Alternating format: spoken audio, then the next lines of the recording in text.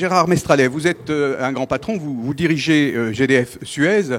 En fait, vous êtes un grand patron, vous êtes vraiment le père de ce groupe. Je me rappelle, vous avez connu il y a plus de 25 ans.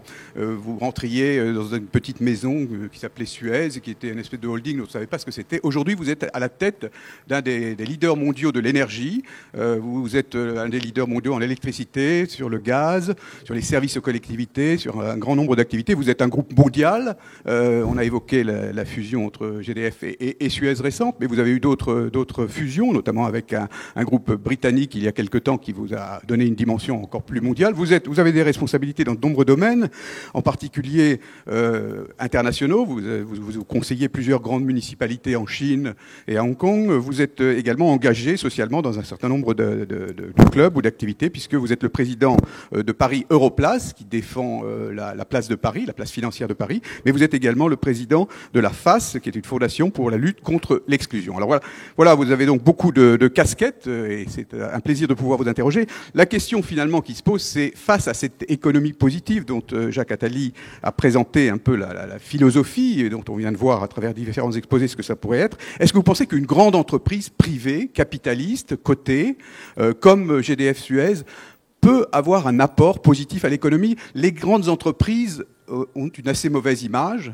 Elles sont plutôt le signe d'une exploitation de l'homme par l'homme, le signe grande entreprise, on pense plans sociaux, on pense... Donc quelle peut être l'image positive d'une grande entreprise, ou la contribution positive à l'économie d'une grande entreprise? Oui, merci. Bonjour à toutes et à tous. Tout d'abord, avant de répondre à votre question, je voudrais me féliciter de l'initiative qui a été prise par Jacques Attali, par Arnaud Ventura, de créer ce LH Forum sur l'économie positive. Merci.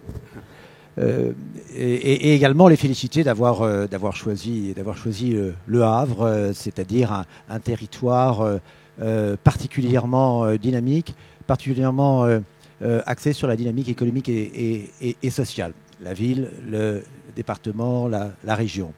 Et nous sommes nous-mêmes très présents ici, au cœur du territoire. Oui, alors c'est vrai, je me désole de voir que le fossé se creuse, malheureusement, entre les grandes entreprises, mais l'entreprise en général, et l'opinion publique. C'est vrai que dans beaucoup de pays, on compte naturellement sur les entreprises pour assurer le redressement, assurer le développement, la croissance. Parfois en Europe et plus souvent dans notre pays, on a l'impression au contraire que l'image des entreprises, au fond, ne s'est pas améliorée, elle s'est détériorée. Peut-être parce que les Français, l'opinion publique n'a pas conscience, et c'est sûrement de notre faute, de ce que les entreprises peuvent apporter de façon positive à l'économique, au social, aux hommes et aux femmes. Alors, c'est particulièrement vrai pour les grandes entreprises. L'image des grandes entreprises n'est pas bonne. Elle s'est même, à mon avis, assez largement détériorée. C'est pourquoi je pense que l'initiative de théoriser, développer les échanges de pratiques sur l'économie positive et donc sur l'entreprise positive est excellente parce que ça peut contribuer à rapprocher les Français, l'opinion publique, des entreprises. Alors, vous l'avez rappelé, pour ce qui nous concerne, moi je ne peux que témoigner pour notre entreprise. Nous étions, il y a 15 ans, une banque, un groupe de banques, et nous avons fait un choix à ce moment d'un virage radical, c'est-à-dire d'abandonner complètement les activités bancaires, non pas que je les considère comme non utiles, au contraire, et j'espère qu'on aura le temps d'y revenir, mais nous avons décidé de nous placer dans un autre domaine, l'énergie, l'environnement, et d'essayer de bâtir autour de ces deux activités un groupe de grande dimension, essayant d'être utile. Notre devise, c'est être utile aux hommes, que nous traduisons en anglais par by people for people. Et c'est vrai que l'existence des métiers que nous avons choisis, les métiers de l'énergie, les métiers de l'environnement, font que La mission de notre groupe, et je parle là au nom de nos 220 000 salariés, elle est relativement facile à appréhender. C'est un des éléments de fierté de nos équipes. Pourquoi ? Parce que notre mission, au fond, c'est d'apporter des éléments essentiels à la vie.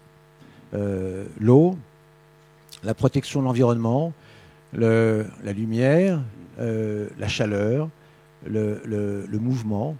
Et de ce point de vue, nos équipes sentent profondément à quel point être utile aux hommes a un sens, par la nature de nos métiers. Alors, Jacques Attali plaidait pour une entreprise altruiste. Est-ce que les grandes entreprises comme les vôtres ne sont pas des entreprises égoïstes par la nature même de leur fonctionnement, de leur statut? Elles sont des entreprises cotées, elles ont donc des actionnaires. Est-ce que leur priorité n'est pas de satisfaire leurs actionnaires, même si, par de beaux discours, elles disent ensuite qu'il faut satisfaire et être utile aux hommes? Je crois que la finalité d'une entreprise, en tout cas c'est le cas de la nôtre, doit être double. D'abord, oui, créer de la valeur. Créer de la valeur pour nos clients, leur apporter précisément ce dont ils ont besoin. Je l'évoquais à l'instant. L'eau, l'électricité, le gaz, l'efficacité énergétique, les services d'environnement. Pour nos clients, pour nos salariés, on leur offre des jobs, des salaires, mais aussi des perspectives, une aspiration. Et puis les actionnaires, nous devons effectivement dégager des résultats positifs pour pouvoir rémunérer convenablement nos actionnaires qui nous apportent les capitaux qui nous sont nécessaires. Mais ça n'est pas suffisant. Ça n'est pas suffisant. Il nous faut aussi, et je sens cette aspiration profondément chez nos équipes, donner du sens à nos actions. L'altruisme, je ne l'appliquerai pas à nos entreprises, je l'appliquerai tout simplement à nos salariés.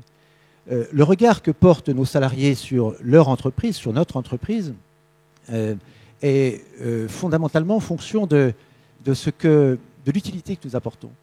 Ce regard est différent. Ils ont besoin de sentir que l'entreprise est utile, non seulement qu'elle fait du bénéfice. Oui, nous faisons des bénéfices parce que c'est indispensable pour investir et pour notre survie. Mais il faut aller au-delà. Et cet altruisme, permettez-moi de l'évoquer, non pas pour GDF Suez, mais là je prendrai ma casquette de président de la fondation Agir contre l'exclusion. C'est une fondation qui a été créée il y a plus de 20 ans par Martine Aubry. Ensuite, la présidence a été reprise par le président de Casino, Antoine Guichard. Et il y a quelques années, il m'a demandé de prendre le relais. Cette fondation, c'est une fondation d'entreprise qui essaye de tendre la main à des personnes en situation d'exclusion. Nous étions, avant la crise, 2500 en 2008. 2500 entreprises, un peu partout en France. 2500 entreprises, oui, sur toute la France, avec d'ailleurs une présence en province extrêmement forte. Et on pouvait penser évidemment que les crises à répétition, celle de 2008, de Lehman, la crise ensuite des dettes souveraines, allaient entraîner, je dirais, un déplacement des priorités de ces entreprises vers leur propre survie et le traitement de leurs propres difficultés. Eh bien, ce n'est pas ce qui s'est passé. En majorité, d'abord, ces entreprises-là ont maintenu, voire augmenté leur effort. Et deuxièmement, nous ne sommes plus 2500, mais nous sommes 4000. C'est-à-dire qu'il y a dans la société française, et parmi les responsables d'entreprises, il y a eu une prise de conscience, finalement, que la crise accroissait les situations d'exclusion, les situations de difficulté, et qu'il fallait essayer de tendre la main, de faire quelque chose, de se rendre utile. Et nous traitons chez FAS plus de 15 000 jeunes par an à qui nous essayons de faire un bout de chemin avec eux et de les rapprocher de l'emploi, et ceci en partant de situations difficiles, souvent dans les banlieues françaises. Donc, pour revenir à la dictature des marchés, dont certaines grandes entreprises seraient les victimes, des dérives des marchés, vous pensez donc qu'il est possible de concilier à la fois le portefeuille d'Albert Frère, un de vos gros actionnaires, le portefeuille de l'État ici, puisque l'État est un de vos actionnaires, et en même temps de satisfaire, je dirais, les contraintes sur l'environnement, des contraintes sociales, d'avoir un rôle altruiste. Je crois que c'est d'abord le propre du métier de chef d'entreprise d'essayer de rendre cohérente un certain nombre de contraintes. Nous travaillons d'abord avec des horizons de temps qui sont très différents et nous devons rendre cohérentes ces différences d'horizons temporels. Le temps de la nature avec lequel nous travaillons avec des ressources naturelles, c'est vrai pour l'eau, c'est vrai pour les ressources énergétiques. Le temps industriel, qui est aussi un temps très long, quand nous construisons des centrales électriques, c'est pour 40 ans, des centrales hydroélectriques, c'est pour un siècle. Il faut concilier ce temps avec le temps des marchés financiers. C'est pas facile, mais c'est notre devoir d'arriver à trouver des solutions. De même, nous devons concilier l'intérêt de nos actionnaires avec ces aspirations de nos salariés. Alors pour ça, nous prenons des initiatives, évidemment. Je voudrais en mentionner une seule, qui s'appelle, l'initiative que nous avons prise, qui s'appelle Rassembleur d'énergie. Notre métier, au fond, c'est d'apporter de l'électricité à ceux qui n'en ont pas et d'en apporter de bonne qualité à ceux qui en ont. Par exemple, lorsque nous construisons au Brésil, avec le soutien du gouvernement brésilien, de très grands barrages, et le dernier grand barrage dont nous finissons la construction a vu à 2 reprises la visite du président Lula, puis de Dilma Rousseff. Ce grand barrage va permettre d'alimenter en électricité 5 millions de Brésiliens qui jusqu'à présent n'avaient pas l'électricité. Donc c'est dans notre mission. Nous avons voulu associer nos salariés à une initiative de soutien à des entrepreneurs sociaux dont la mission est précisément de connecter à l'énergie des personnes dans le monde qui n'en ont pas. Ce projet rassembleur d'énergie rassemble 3 moyens d'action. Des subventions que notre fondation, GDF Suez, donne à des initiatives. Deuxièmement, de l'assistance technique. Nous avons en interne chez GDF Suez 3 ONG internes. Ce sont des volontaires, c'est 2000 personnes, ce que j'appelle ma petite armée pacifique, dans le domaine de l'eau, dans le domaine du gaz, dans le domaine de l'électricité, qui donnent leur temps de bénévolement, de vacances, de loisirs, de week-ends, pour participer sur le terrain à des opérations mettant en évidence leur propre savoir-faire. Et nous avons également créé un fonds solidaire. Jacques Attali évoquait cette pratique, cette initiative tout à l'heure. Un fonds solidaire qui s'appelle Rassembleur d'énergie, effectivement de 100 millions d'euros, dont 10 millions seulement, 10% peuvent être investis. Peut-être faudra-t-il que la réglementation fasse évoluer ce pourcentage dans des opérations qui sont lancées par des entrepreneurs sociaux. Tout à l'heure, on a vu Shenley. Shenley est une des entreprises que nous aidons. Eh bien, par ces initiatives, nos salariés s'associent à la fonction, à titre personnel, au-delà de ce que l'entreprise elle-même fait, dans le cadre de son métier, dans le cadre de sa responsabilité professionnelle. Les salariés ont la possibilité, avec le soutien évidemment de l'entreprise, soutien moral et soutien financier, eux-mêmes, de donner de leur temps et de tendre la main à ceux qui en ont besoin. Alors il y a une autre contradiction peut-être dans vos métiers, c'est que vous vendez de l'énergie, de l'électricité, du gaz. Votre intérêt, c'est de le vendre le plus possible, c'est que vos consommateurs en consomment le plus possible. C'est aussi que vous le vendiez le plus cher possible. Donc on voit aujourd'hui les polémiques sur l'augmentation du prix du gaz. Est-ce que c'est un comportement altruiste qu'on peut retrouver là ? Je m'attendais à cette question. Non, bah, c'était trop facile. Oui, non, enfin, j'ai mis du temps. Vous ne pouviez pas y résister, je comprends. La vente de gaz en France, je le redis une nouvelle fois, c'est la seule activité dans laquelle nous ne gagnons rien. Seule activité de GDF Suez dans le monde entier, dans laquelle nous aimerions bien qu'elle soit simplement équilibrée. Ça n'était pas le cas l'année dernière. Notre métier, c'est avant tout de d'apporter effectivement dans les meilleures conditions d'approvisionnement et de coût de l'énergie à tous nos clients dans le monde. Nous sommes présents dans 70 pays et nous apportons de l'énergie à plus de 100 millions de personnes dans le monde. Cette contradiction, je la crois et je la sens en apparence et pas réellement fondée. La sécurité d'approvisionnement des Français notamment, oui, ça c'est notre devoir absolu. Que dirait-on si en hiver, par grand froid, malheureusement l'approvisionnement en gaz était coupé parce que, au lieu de nous approvisionner par des contrats à long terme, stables, mais un peu plus chers, nous étions approvisionnés uniquement en spot sur le marché. Les Français n'ont jamais, en 35 ans, manqué une seule fois de gaz. La sécurité d'approvisionnement a toujours été assurée. Donc, notre devoir, c'est celui-là, d'apporter ces services qui sont essentiels aux gens, essentiels à la vie, dans des meilleures conditions de sécurité d'approvisionnement et des meilleures conditions de coût, et dans le même temps, évidemment, de pouvoir investir. Et pour investir, il faut dégager un minimum de résultats. Alors, on parle beaucoup de la responsabilité sociale et environnementale. Dans quelle mesure un groupe justement comme le vôtre, qui se présente comme un champion de l'environnement, qui développe ces énergies, les énergies nouvelles, participe à ce mouvement? Alors, l'un de nos objectifs, c'est d'être, vis-à-vis de nos clients, les apporteurs de solutions énergétiques et environnementales, et avec le souci de l'efficacité énergétique et environnementale. Nous ne cherchons pas à faire consommer au maximum nos clients.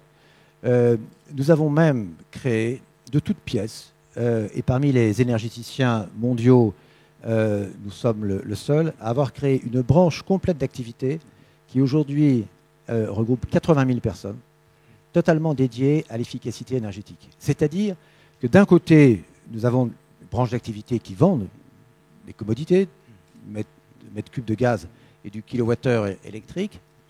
Et à côté, nous avons une branche d'activité, et elles travaillent ensemble vis-à-vis de nos clients, qui vise à permettre à nos clients, que ce soit des collectivités territoriales, que ce soit des entreprises ou des particuliers, à économiser l'énergie, à utiliser le plus efficacement possible l'énergie, et à trouver alors également sur le plan environnemental, puisque nous avons une branche d'activité qui s'appelle Suez Environnement, dédiée à la distribution d'eau et à l'environnement, à la propreté, à recycler par exemple les matières.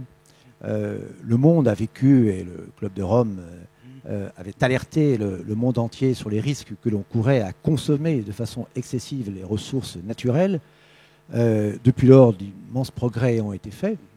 Et l'une de nos activités à travers CITA, c'est précisément de minimiser la ponction que l'on opère sur les ressources naturelles en les faisant vivre et revivre en permanence.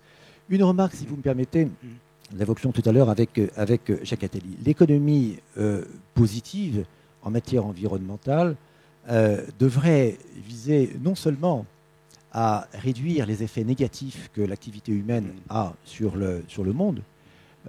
Cette activité humaine a eu des effets très, très négatifs, très destructrices pendant des années. Ceci a été ralenti. La lutte contre le réchauffement climatique d'une part, mais aussi les économies de ressources naturelles y ont contribué. Pourquoi ne pas imaginer qu'un jour, cette vitesse de consommation des ressources naturelles et de destruction de la planète soit non seulement ralentie, freinée, mais un jour stoppée, et qu'on remonte la pente pour retrouver des équilibres qui ont été perdus. Il y a dans le monde encore une grande partie de la population qui n'a accès ni à l'eau ni à l'électricité. Est-ce que vous considérez que, justement, comme leader dans ces secteurs-là, vous avez une responsabilité particulière? Vous évoquez le Brésil, mais peut-être d'autres continents, l'Afrique en particulier. Est-ce que vous avez des initiatives qui visent à répondre à ce sujet? Oui, nous considérons que nous avons une responsabilité. Et d'ailleurs, dans notre stratégie globale, nous avons clairement décidé, premièrement, tout en restant évidemment présents dans nos marchés domestiques européens, de nous développer et massivement dans le monde émergent. Donc en Amérique latine, Brésil, Chili, Pérou, Panama, dans tous les pays du Golfe, Afrique du Nord, Afrique du Sud et bientôt Afrique centrale et aussi toute l'Asie. Donc notre devoir à l'intérieur de notre métier, c'est d'essayer effectivement d'accompagner la croissance de ces pays en mettant à leur disposition des capacités de production électrique, des moyens de raccordement au gaz, ceci venant en complément de l'initiative que je qualifiais tout à l'heure de rassembleur d'énergie, où là, nous aidons des entrepreneurs sociaux qui ont pris eux-mêmes des initiatives, et souvent dans ces pays. J'avais à Bangkok, il y a quelques mois, une réunion avec une vingtaine d'entrepreneurs sociaux qui nous ont présenté leurs projets. Cette économie positive, cette économie solidaire est en train de s'accélérer et de prendre une ampleur que je crois qu'on ne soupçonne pas suffisamment chez nous. C'est pourquoi je crois extrêmement utile que l'on jette à travers des initiatives comme celle d'aujourd'hui un coup d'éclairage, un coup de projecteur sur cette économie pour en amplifier encore l'ampleur. Alors, est-ce que vous êtes candidat à une certification BI comme qui a été présentée ce matin? Vous avez vu ce... Pourquoi pas?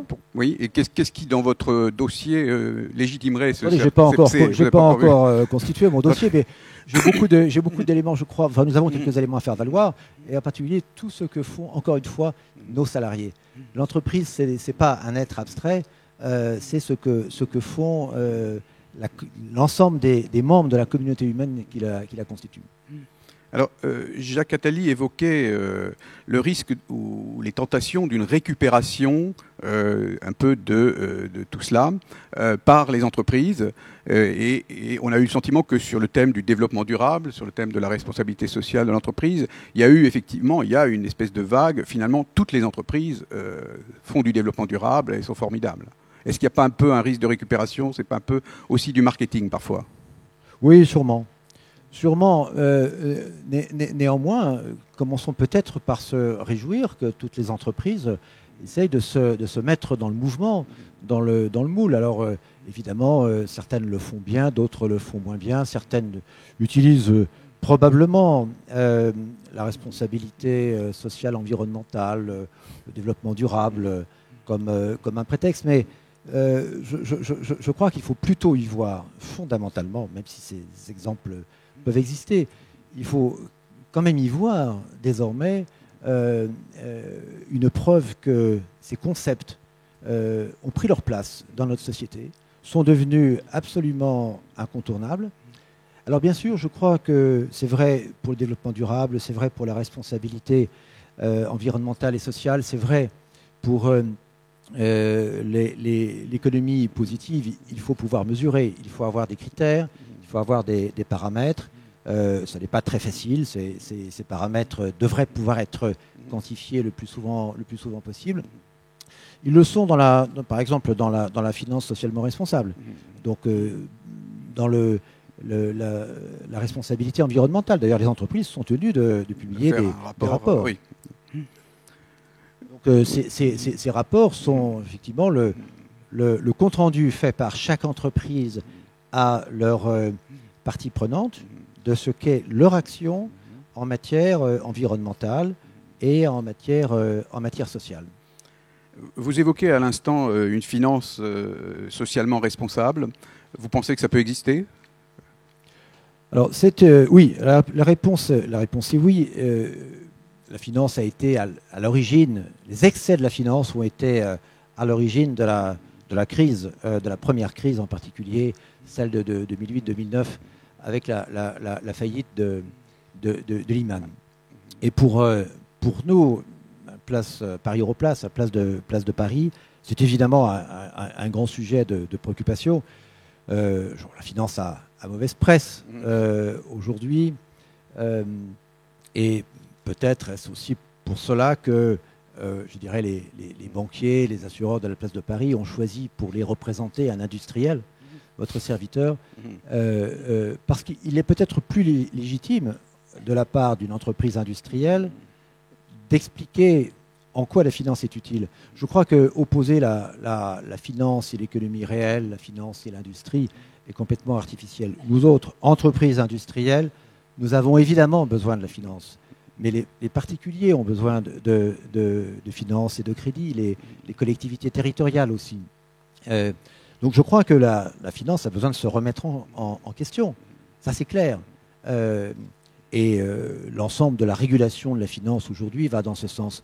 Nous avions, avec Paris Europlace, fait un colloque il y a juste après, en 2009, avec le président de la République de l'époque, avec Christine Lagarde, avec le président de la Commission européenne. On l'avait fait à Dauphine avec Martin Hirsch sur la finance responsable. Je crois que ce concept de finance responsable, qui n'est pas encore stabilisé, il s'en faut de beaucoup, mérite vraiment qu'on s'y attarde. La finance doit être au service de l'économie. Elle a une fonction absolument vitale, elle est indispensable, mais à condition de s'en tenir à cette finalité-là et arrêter, je dirais, d'être la finance pour elle-même. Alors, nous avons cherché à promouvoir, sur la place de Paris, à la fois la finance socialement responsable, la finance solidaire et la finance environnementale. Alors, la finance socialement responsable, vous savez que la place de Paris est à la pointe pour l'investissement socialement responsable. Nous avons aujourd'hui 115 milliards d'euros, ce qui est considérable, investis dans l'investissement socialement responsable. Deuxièmement, la finance solidaire, ce sont les fonds. Les fonds solidaires, nous en avons créé un. Je pense qu'il faut probablement assouplir un peu les conditions de réglementation et de fonctionnement de ces fonds. Ce qui est important de souligner, c'est que ce n'est pas seulement l'entreprise qui contribue, ce sont les salariés de l'entreprise. Nos salariés apportent, investissent, co-investissent en fait dans des opérations en l'espèce de soutien à des entrepreneurs sociaux dans le monde émergent. Enfin, la finance environnementale, la finance carbone, ce sont des domaines de spécialité dans lesquels la place de Paris s'est à juste titre spécialisée et a pris une avance par rapport aux autres places financières internationales et européennes et mondiales. On évoquait au début de notre entretien l'image un peu négative de la très grande entreprise. C'est peut-être lié parfois au comportement de certains grands dirigeants de grandes entreprises. Alors, il y a certes des dirigeants qui s'engagent dans l'action sociale, dans la lutte contre l'exclusion. Est-ce que le débat sur les écarts de revenus à l'intérieur de l'entreprise, vous y êtes sensible? Est-ce que le débat sur le patriotisme des chefs d'entreprise, vous y êtes sensible? C'est-à-dire que nous sommes une entreprise qui est française, qui a procédé à beaucoup de transformations. Et nous avons toujours mis un point d'honneur, parce que je considère aussi que c'est l'intérêt bien compris de l'entreprise, de se développer très rapidement dans le monde émergent, tout en continuant à investir et à créer de l'emploi en France. L'année dernière, nous avons embauché 16 000 personnes en France. Et nous avons investi 3,5 milliards. Donc nous continuons à vouloir jouer un rôle dans ce débat très difficile sur les écarts de rémunération. Moi, ce que j'ai essayé de faire avec nos partenaires sociaux, c'est de trouver un système de partage de la valeur. Alors, il y a des idées qui avaient été émises notamment par le précédent président de la République. Nous avons dialogué pour savoir comment partager la valeur dans l'entreprise. Et finalement, la solution vers laquelle nous avons convergé, ça a été la distribution d'actions gratuites à tous nos salariés. Nous avons aux 220 000 salariés. Et nous l'avons fait, je dirais, c'est une distribution, je qualifierais d'universelle, c'est-à-dire que chacun de nos salariés a touché le même nombre d'actions, 35, que ce soit l'ingénieur de Houston, que ce soit le trader d'Australie, ou que ce soit l'ouvrier de Hong Kong. quelle que soit l'ancienneté, quel que soit l'âge, quelle que soit la nationalité, tous les salariés sont devenus actionnaires en touchant le même nombre d'actions. Et ceci a résulté d'un accord avec nos partenaires sociaux. Alors, ça n'est pas l'écrasement de l'échelle de rémunération, c'est une participation de chacun de nos membres à la création de richesses à laquelle ils contribuent. Alors, peut-être je vais vous poser une dernière question, une toute petite question. Votre fils, Gérard Mestralet, vient vous voir et il vous dit « Papa, je pars travailler dans une association humanitaire en Afrique, mais j'ai une proposition de job dans un gros groupe de luxe à Paris. Qu'est-ce que tu me recommandes ?» Qu'est-ce que vous lui dites? Écoutez, je lui dirais que ma fille a fait le choix d'humanitaire pour la vie. Merci beaucoup. Merci.